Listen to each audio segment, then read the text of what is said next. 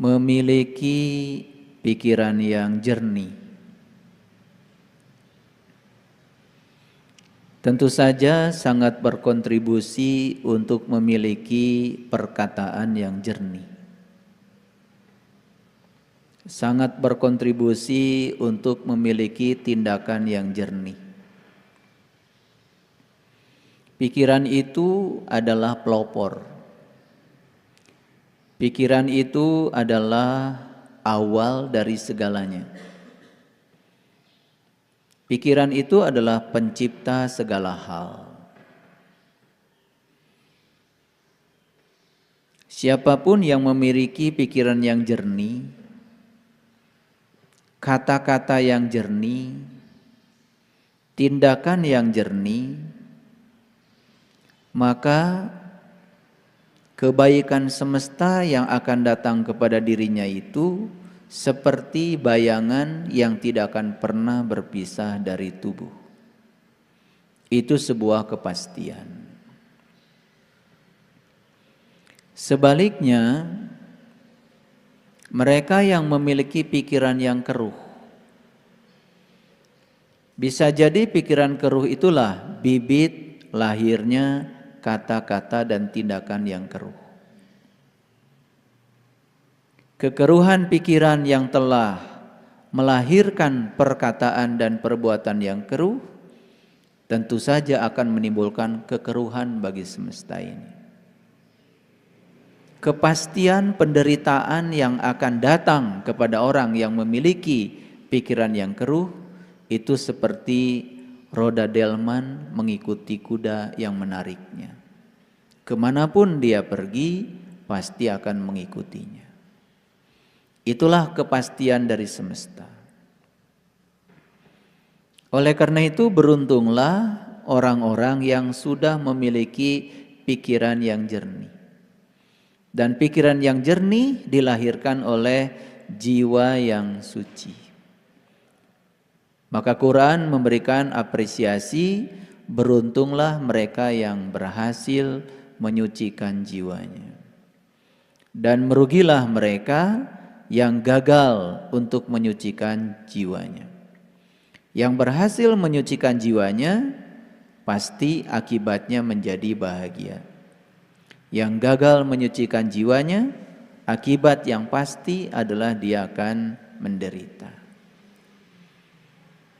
Oleh karena itu, kita beruntung sekali mendapatkan kesadaran untuk selalu menjadi yang terbaik untuk jiwa kita, tetapi tidak merasa diri setiap saat menjadi yang terbaik. Merasa diri yang terbaik akan membuat kita tidak akan naik kelas untuk menjadi yang terbaik, hanya perasaan saja. Tetapi ketika kita berjuang untuk menjadi yang terbaik, insya Allah setiap saat semesta akan memberikan jalan bagi kita untuk menjadi yang terbaik. Oleh karena itu berada di majelis ilmu semacam ini merupakan karma agung yang diberikan semesta untuk orang-orang yang terpilih. Mari kita puji Dia bersama-sama membaca hamdalah. Alhamdulillahi Rabbil Alamin. Kita awali kajian kita di pagi yang penuh berkah ini dengan mengheningkan cipta kita, mengosongkan gelas kita, membuka pintu yang menutupi gelas itu, agar aliran pengetahuan semesta mengalir kepada kita dan mengubah kesadaran kita. Kita sapa asma Allah dengan kelembutan dan cinta, seraya membaca basmalah. Bismillahirrahmanirrahim. Wa idza sa'alaka ibadi anni fa inni qarib. Apabila bertanya kepadamu, ada yang bertanya kepadamu tentang aku, kata Allah, dari sebagian hamba-hambaku, jawablah bahwa aku dekat. Siapa sih hamba Allah itu? Hamba Allah itu adalah mereka yang telah sukses menghambakan dirinya kepada Allah. Apa cirinya hamba Allah yang gampang dilihat? Cirinya hamba Allah itu tidak terganggu oleh hinaan dan tidak pernah terpengaruh oleh pujian. Karena dia sudah menghambakan diri kepada Allah dan tidak menghambakan diri kepada manusia, maka dia tidak pernah terganggu baik oleh hinaan manusia maupun oleh pujian manusia. Dihina tidak menjadi tumbang, dipuji tidak menjadi terbang. Itu cirinya hamba Allah yang gampang diukur. Jadi kalau ada yang bertanya, apakah saya ini hamba-hamba Allah? Ya tanya saja. Apa yang kau hambakan dalam hidup ini?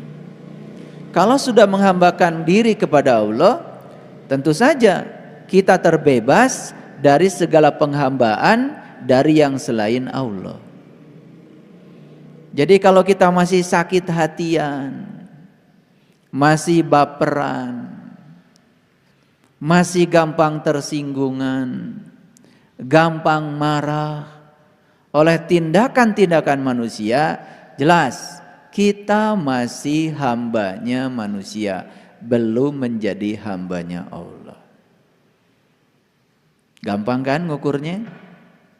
Jadi saya kasih ukuran-ukuran yang jelas, instrumen yang bisa mengukur diri kita dengan jelas. Jadi hamba Allah itu adalah mereka yang sudah sukses berdamai dengan dirinya sendiri. Oleh karena itu maka cinta kasih semesta yang diberikan kepada leluhur kita, maka leluhur kita membuka menteratas jalan untuk menjadi hamba Allah. Lalu lahirlah berbagai macam agama. Dan agama itu adalah jalan. Apa sih agama yang terbaik? Agama yang terbaik adalah agama yang mengantarkan penganutnya menjadi lebih baik. Apa cirinya penganut agama itu menjadi lebih baik? Cirinya saya kasih sederhana. Dia mampu memperlakukan semua makhluk dengan baik. Ulangi ya. Agama yang terbaik adalah agama yang mengantarkan pemeluknya menjadi lebih baik. Ciri pemeluk agama yang terbaik tentu saja sederhana. Mampu memperlakukan semua makhluk dengan baik, bahkan tanpa memandang agamanya. Itu ukuran yang kedua. Sederhana kan? Nah, jadi hari ini di awal pertemuan ini saya akan memberikan ukuran-ukuran, instrumen untuk mengukur. Jadi kalau tadi ukuran yang pertama, saya ini hamba Allah atau bukan? Ukur.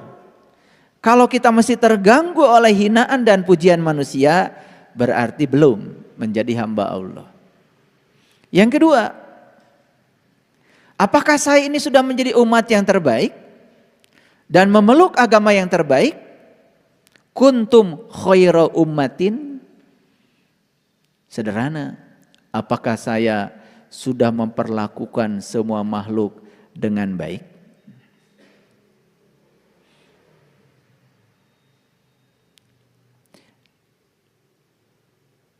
Ketika seseorang itu sudah menyelami jalan terbaik lewat agama yang dianutnya, maka dia akan mendapatkan berkah ilmu. Berkah ilmu yang akan mengantarkan seseorang mencapai kesadaran. Ketika dia sudah mendapatkan berkah ilmu yang mengantarkan dia mencapai kesadaran, maka puncak tertingginya adalah dia menjadi sangat toleran. Jadi jangan heran ya, kalau orang-orang yang tidak toleran itu sebetulnya karena ilmunya sedikit. Yang kedua, kesadarannya rendah. Jadi intoleransi selalu lahir dari mereka-mereka yang semacam itu. Semakin tinggi ilmu seseorang, semakin bijak seseorang, semakin toleran. Terutama semakin tinggi dia bisa menerima dan menghargai perbedaan. Oleh karena itu, agama yang sebenarnya itu adalah membawa pesan-pesan kedamaian. Jadi kalau agama di dalamnya syarat dengan pesan-pesan kebencian, pertikaian, itu bukan salah agama. Itu salah si pembawanya memahami kedalaman dan intisari dari agama. Hari ini, di sini, sekarang, dunia ini sedang butuh agama yang ramah, bukan agama yang marah. Sekali lagi, semesta ini sekarang sedang butuh agama yang ramah, bukan agama yang marah. Jadi kalau orang beragama tapi marah-marah, ada yang salah itu.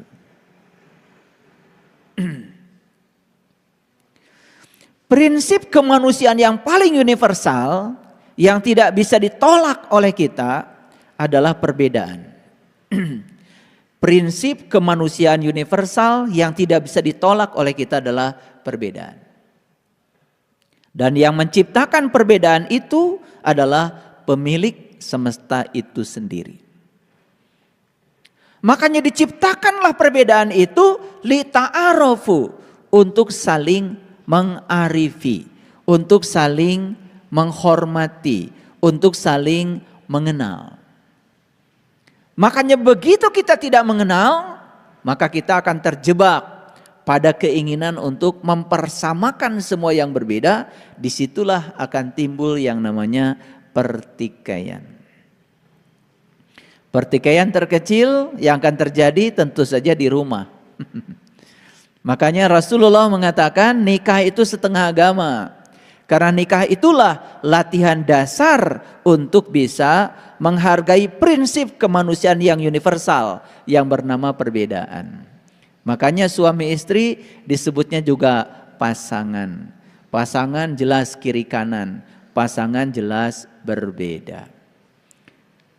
Makanya siapapun yang mencoba ingin menyamakan perbedaan, bersiap-siaplah untuk memasuki cekcok dan pertikaian yang tidak akan pernah ada habisnya.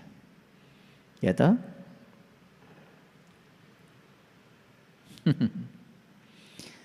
Jadi oleh karena itu ya, cara memuliakan Allah yang paling tinggi nilainya adalah memuliakan ciptaannya.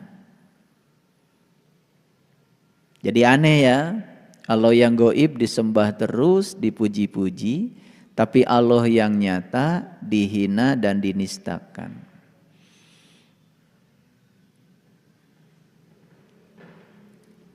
Cara menolong Allah yang luar biasa adalah menolong ciptaannya yang butuh pertolongan. Jadi Allah yang maha segalanya tidak membutuhkan pertolongan kita. Allah hanya menginginkan kita menolong orang-orang yang butuh pertolongan. Yang lemah ekonominya, tolong sama yang kuat. Yang kegelapan, tolong sama yang sudah terang. Yang belum sadar, tolong oleh mereka yang sudah sadar. yang penuh dengan kebencian, tolong oleh mereka yang sudah berlimpah cinta kasih dan welas asihnya. Itu saja sebetulnya. Dan siapa yang berhasil menolong orang yang butuh pertolongan, dia sebetulnya sudah menolong Allah. Ini kunci-kunci ya yang saya sampaikan, kunci-kunci yang akan penting untuk memasuki kajian kita hari ini. Oleh karena itu kalau kita lihat di sini saya sudah menulis judul kajian kita hari ini, judulnya Hari Pembalasan. Ini dasar-dasarnya, instrumennya yang harus dimiliki oleh kita semua. Jadi oleh karena itu esensi agama tidak terletak pada pakaian yang dikenakan. Tapi esensi agama terletak pada akhlak yang dilakukan. Ya.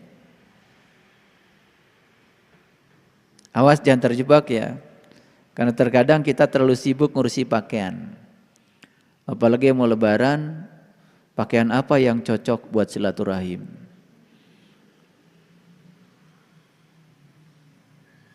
Tas mana yang saya pakai nanti ketika berkunjung ke rumah mertua? Slopnya yang mana? Lipstiknya yang mana? Warnanya seperti apa? Sibuk. Itu bagus? Tentu saja bagus. Karena harus cantik pergi kemanapun.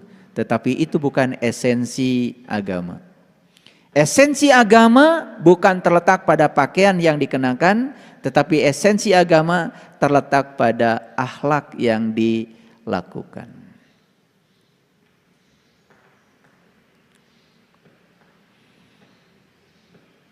Kenapa saya bicara ini di awal pertemuan ini? Karena banyak yang tidak sadar, kalau ditanya siapa yang kamu pertuhankan, jawabannya Allah. Tetapi di prakteknya yang dipertuhankan adalah agama. Siapa orang yang menuhankan agama? Apa cirinya? Cirinya sederhana. Siapapun orang yang memusuhi orang lain yang berbeda agama dengan dia, sesungguhnya dia menuhankan agama.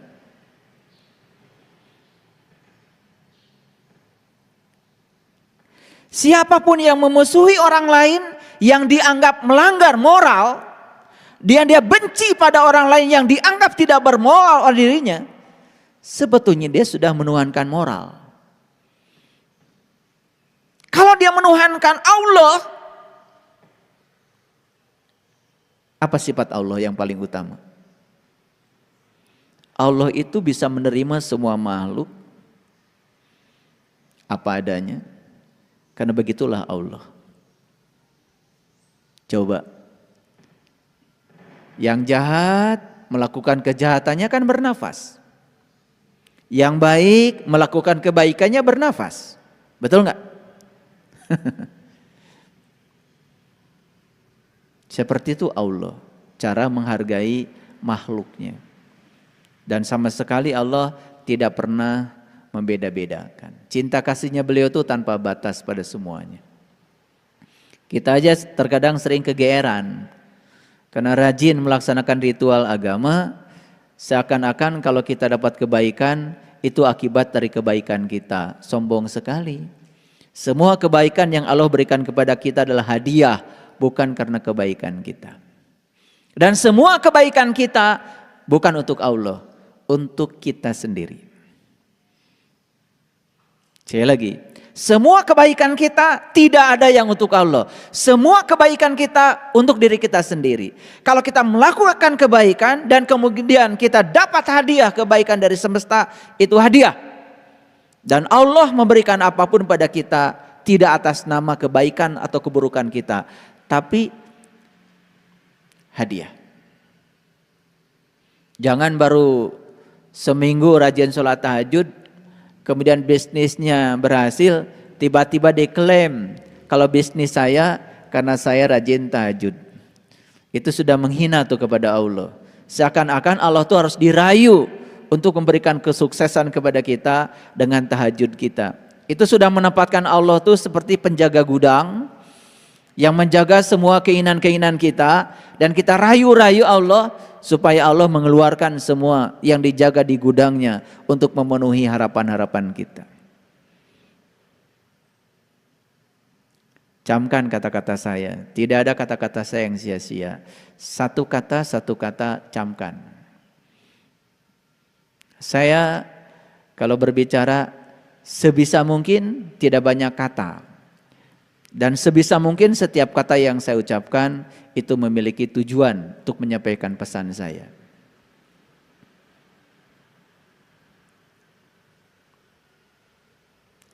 Tetapi jangan lupa, ini hukum alam.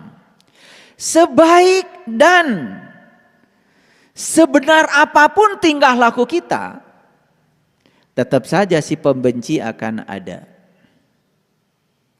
Setuju? Sebaik dan sebenar apapun tingkah laku kita, si pembenci tetap saja ada. Kenapa mereka ada? Supaya kita waspada. Kalau semua orang pro pada kita, bisa lupa kita. Itulah cinta kasih semesta yang luar biasa untuk mengarahkan kita supaya eling dan waspada. Oleh karena itu, jangan kecil hati ya. Saya rasanya sudah melakukan tindakan yang benar, saya rasanya sudah melakukan tindakan yang baik, tapi kok orang-orang masih benci sama saya? Itu sesungguhnya hadiah dari semesta. Kalau semua orang mendukung kita, bisa jadi kita lupa. Kalau masih ada tersisa orang yang benci kepada kita, kita jadi waspada. Gak ada yang buruk bagi orang yang sadar. Oleh karena itu, para sahabat, kalau sudah melakukan tindakan baik, tindakan benar, tapi ada pembenci, jalan aja terus. Jalan terus. Hidup itu seperti mengayuh sepeda. Kalau kita berhenti mengayuh, jatuhlah sepeda kita. Hidup itu harus terus berjalan, harus move on.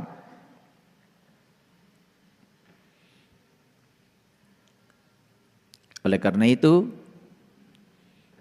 saya mengajak para sahabat semua, mari kita mempercantik dunia yang sudah cantik ini. Itu yang dikatakan leluhur kita, memayu hayuning bawono. Mempercantik semesta yang sudah cantik ini. Karena Allah sudah menciptakan semesta ini begitu cantik. Dan tugas kita datang ke semesta, mempercantik semesta yang sudah cantik. Gimana cara mempercantiknya? Berhenti bertikai. Berhenti memecah belah. Jaga kasih sayang, jaga persaudaraan, jaga persatuan.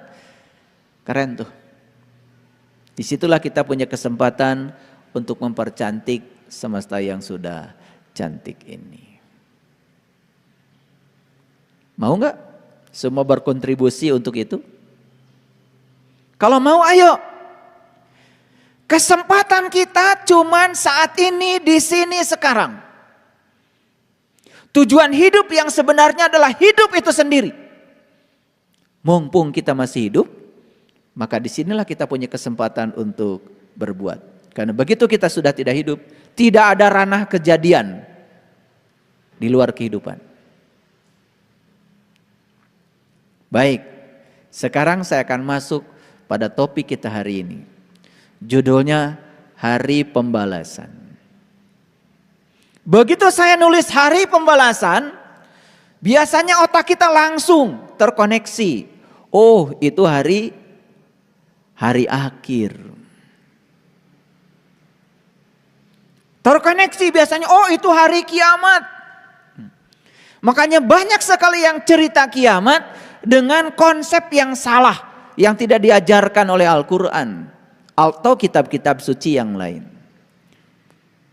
Saya heran sampai hari ini. Qiyam itu sendiri artinya bangkit. Qiyam itu sendiri artinya adalah berdiri. Qiyamul lail artinya bangkit tengah malam. Tapi kenapa ketika kita cerita kiamat, kebanyakan otak kita berpikir tentang kehancuran alam semesta ini. Itu yang saya sampai sekarang gak ngerti.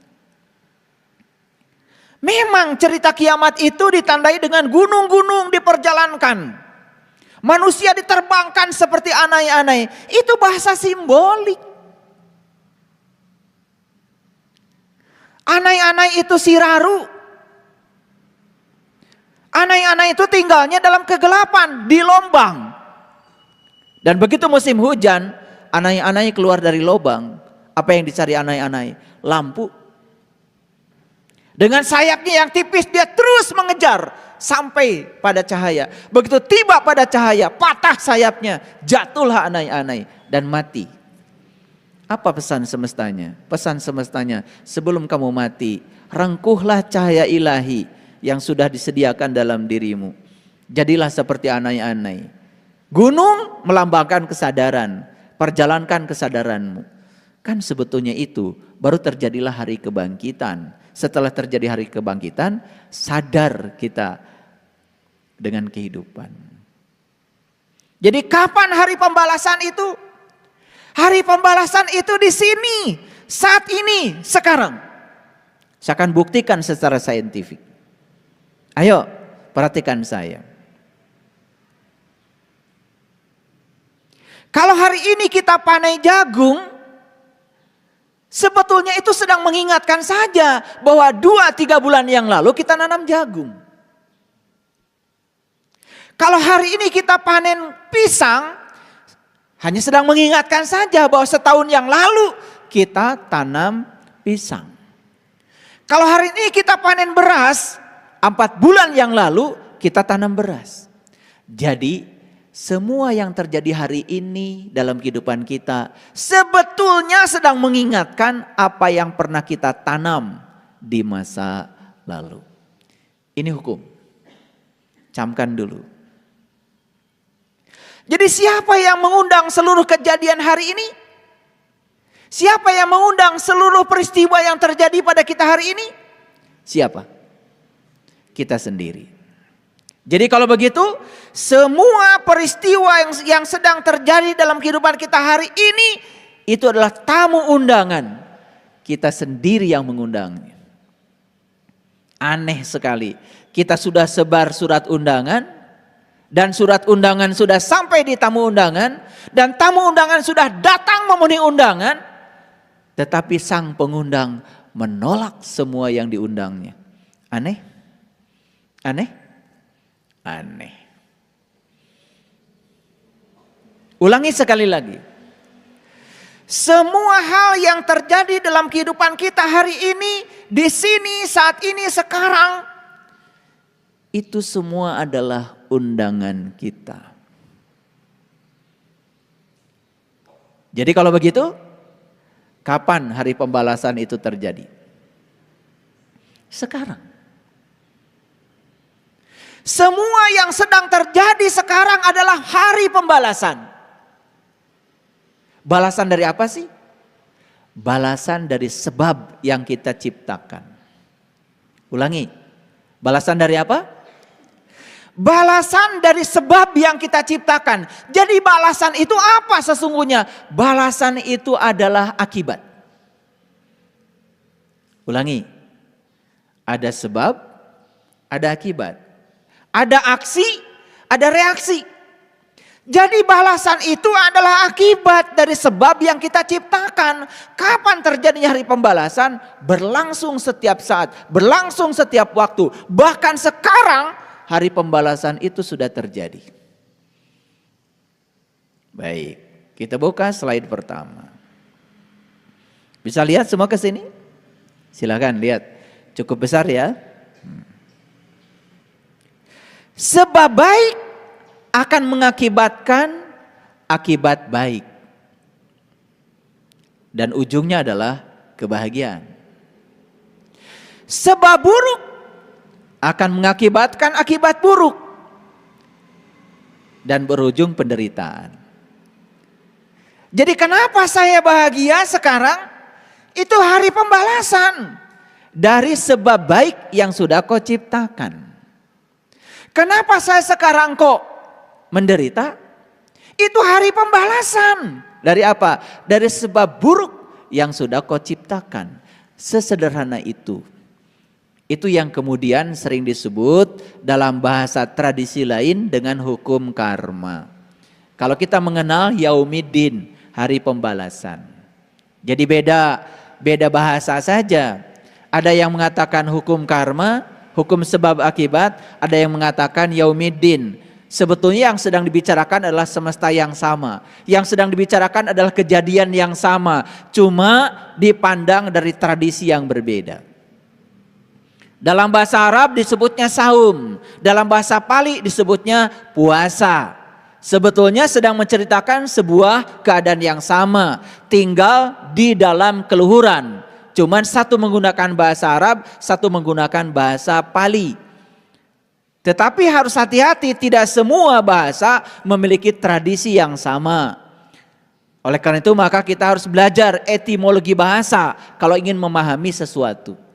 Makanya saum dan puasa bisa sama, bisa juga berbeda, tergantung sudut pandang. Saya tidak akan membahas itu karena di ceramah-ceramah saya sebelumnya sudah terlalu banyak saya membicarakan itu secara dalil dari kitab suci maupun dari tinjauan saintifik. Bahkan saya sudah menjelaskan apa peran saum secara medis. Itu luar biasa ya, ternyata luar biasa. Baik ya, sebulan setelah kita saum jangan lupa pertahankan kebiasaan tubuh yang sudah diperoleh agar ya protein autofagisom yang diperoleh itu terus-menerus bisa diproduksi. Makanya setidak-tidaknya para sahabat nanti melaksanakan saum seminggu 2 kali, Senin dan Kamis. Itu kan dianjurkan oleh Rasulullah. Karena akan saya buktikan hari ini bahwa makanan itu adalah pengurang kesadaran. Makanya ada kata-kata bijak dalam sebuah kitab suci yang mengatakan seperti ini. Manusia yang terus mengangan-angani, memikirkan tentang kesenangan hidup, maka berikutnya dia akan memiliki panca indera yang tak terkendali. Ketika dia sudah tidak bisa mengendalikan panca inderanya, yang paling berbahaya bagi dirinya adalah dia akan melampaui batas dalam makanan. Dan orang-orang yang melampaui batas dalam makan, selalu makan yang enak, tubuhnya menjadi kuburan. Penyakit mulai banyak datang. Kolesterol, diabetes, darah tinggi, macam-macam penyakit mulai datang. Kinerja tubuh sudah tidak fungsional lagi. Kalau kinerja tubuh sudah tidak fungsional lagi, produktivitas menurun. Yang terjadi berikutnya adalah malas. Dan setelah malas, ikhtiar menjadi kurang semangat. Maka di akhir perjalanannya apa? Penderitaan.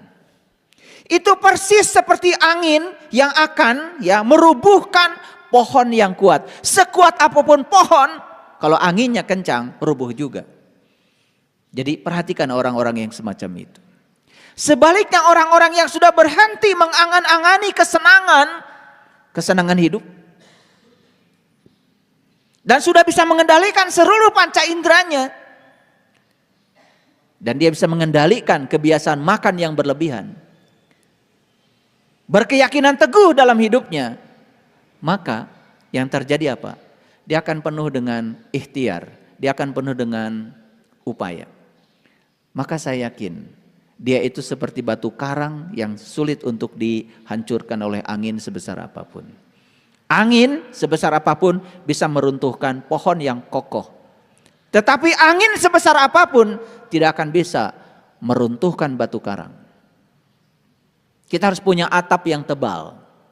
Kalau atap kita terbuat dari alang-alang dan jarang atapnya, begitu hujan turun pasti bocor.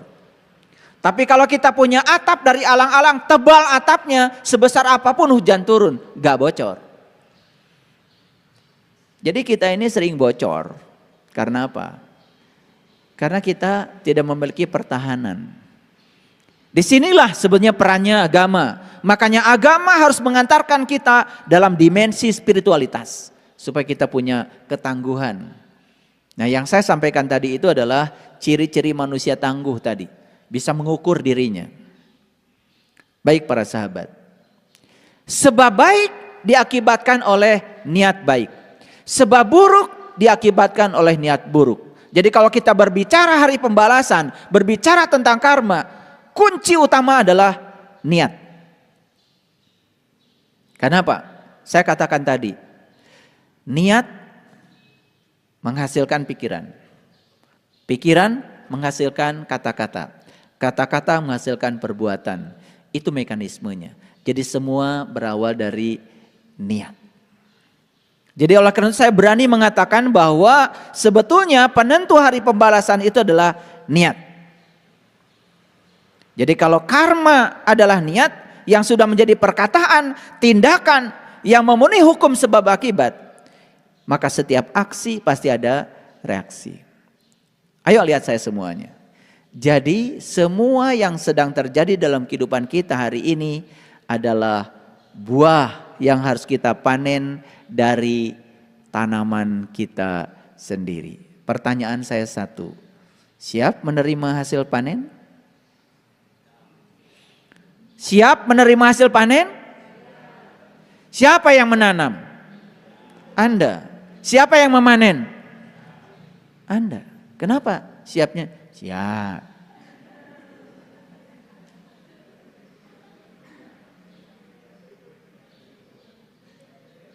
Siap. Kenapa tidak siap? Gitu. Karena kita sudah sadar sekarang, oh ternyata semua yang terjadi dalam kehidupan saya hari ini adalah buah yang harus dipertanggungjawabkan oleh saya, hasil tanaman saya sendiri. Belajar dong gentleman. Belajar menjadi penanggung jawab pada semua tindakan yang kita buat sendiri. Kita sering jadi pengecut. Berani berbuat, tetapi tidak berani bertanggung jawab. Nah loh, itulah sumber penderitaan kalian. Dan saya bilang sekali lagi, yang membuat manusia menderita bukan kenyataan hidup.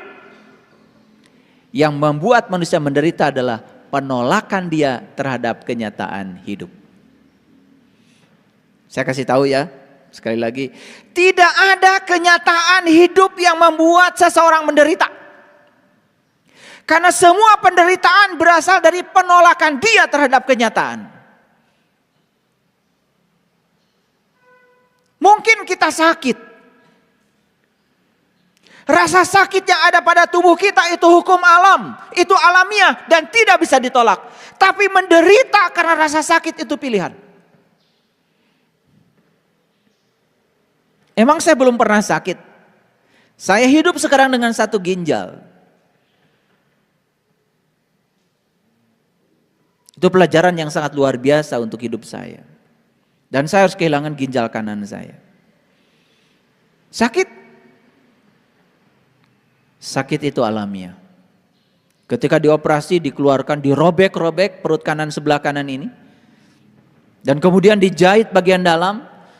Kata dokter ada puluhan, bahkan mungkin saja lebih dari puluhan pembuluh darah yang harus diikat kembali. Karena itu ginjal. Bagian yang sangat penting untuk saluran darah. Kata dokter, saya harus istirahat 3 bulan. Saya istirahat 3 hari, alhamdulillah. Sampai di rumah kering. Saya yang cabut selang-selangnya semua. Dan saya yang ngurusi semuanya sendiri. Karena gak ada yang berani lihat luka dari sini menganga sampai sini. Seminggu setelah itu saya pergi ke Samarinda.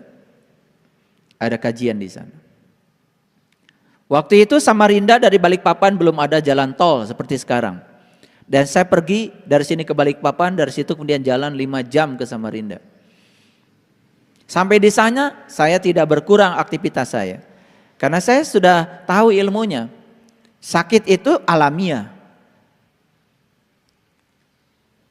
Rasa sakit yang kita terima bisa kita jadikan sebagai penderitaan, bisa juga tidak. Saya cuma mendengar aja suara tubuh saya. Dan saya berterima kasih. Tubuh saya masih bisa bicara lewat sakit. Karena dengan itu saya mengerti bahasanya. Setelah itu rubah total cara hidup saya. Mohon maaf. Saya sudah tidak tertarik lagi dengan makanan seenak apapun. Sepanjang itu tidak saya butuhkan. Makanya saya sering berulang kali mengatakan, saya makan buah pagi-pagi dan itu gosok gigi dan saya saum. Saya baru makan siang itu juga terbatas. Hanya yang sesuai dengan golongan darah saya dan saya butuhkan. Yang tidak saya butuhkan gak saya makan. Enak itu cuma 10 menit di sini. Bebannya terlalu berat. Apalagi beban bagi lambung, beban bagi darah. Coba, terlalu banyak makan karbohidrat, begitu tidak diproses apa yang terjadi? Kadar gula darah naik. Pankreas kita rusak. Karena pankreas harus mengubah karbohidrat, gula menjadi energi. Ketika tidak mampu diubahnya, tumpukan gula darah di dalam darah tidak bisa ditolak lagi. Akibatnya apa? Harus disuntikan insulin. Mahal bukan? Jadi aneh ya. Kita takut menghadapi kematian, pengen umur panjang, tetapi kita tidak pernah mempanjangkan umur kita dengan ikhtiar kita. Aneh bukan? Karena apa? Karena di sini yang terpikir oleh pikiran adalah kesenangan, kesenangan, kesenangan. Makan enak, makan enak, makan enak, itu yang terpikir. Maka 75% orang yang level ini uangnya habis buat ngurusi tubuh dari leher ke bawah. Mungkin 25% pun tidak ada buat dari sini ke atas. Beli buku yang bisa mengembangkan pengembangan diri. Beli-beli buku yang bisa menginspirasi agar hidup menjadi lebih berkualitas mungkin jarang.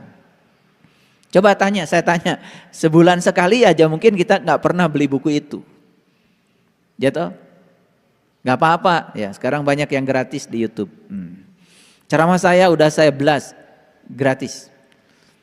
Dan kalau para sahabat mendengarkan kajian-kajian saya, kemudian membaca buku yang terbaru sekalipun tentang pengembangan diri, itu sudah masuk di situ. Itu artinya apa? Artinya saya sudah merespon semua buku itu. Ada buku apa yang terbaru? Pasti saya tahu. Dan saya belanja buku itu. Tetapi buku itu tidak saya baca. Sekedar dibaca. Saya praktekkan dulu. Kalau sudah jadi pengalaman saya ceramahkan. Kalau belum jadi pengalaman itu namanya katanya. Sebagus apapun kata buku, kalau itu belum jadi pengalaman itu masih kata orang. Dan saya tidak pernah menceramahkan apa kata orang. Yang sudah saya sampaikan adalah yang sudah saya riset menjadi pengalaman pribadi saya. Itulah untungnya para sahabat. Modalnya kan dikit kan? Cuma telinga toh? Iya. Ya kuota lah. Pakai modal kuota sedikit. Tetapi effortnya kan tidak lebih besar daripada saya. Jadi hukum aksi reaksi itulah yang disebut dengan hukum pembalasan. Ini saya sedang meluruskan pemahaman. Karena begitu cerita hari pembalasan, seakan-akan pembalasan itu diakumulasi. Nanti katanya kemudian kita dibakar oleh api yang menyala-nyala dalam neraka, begitu? Tidak. Karena pembalasan itu harus setimpal. Kalau Anda mencubit di dunia kepada orang, Anda harus dicubit orang di dunia. Biar sakitnya sama. Ngerti? Anda menipu orang di dunia pada saat masih hidup, rasa sakit yang Anda timbulkan pada orang yang Anda tipu harus dirasakan Anda di dunia juga. Oleh karena itu maka jangan heran kalau kita datang ke sini sekarang di kehidupan kita untuk menyelesaikan utang-utang kita. Dan utang kita akan diselesaikan di kehidupan. Karena kita menciptakan utang di kehidupan, bukan?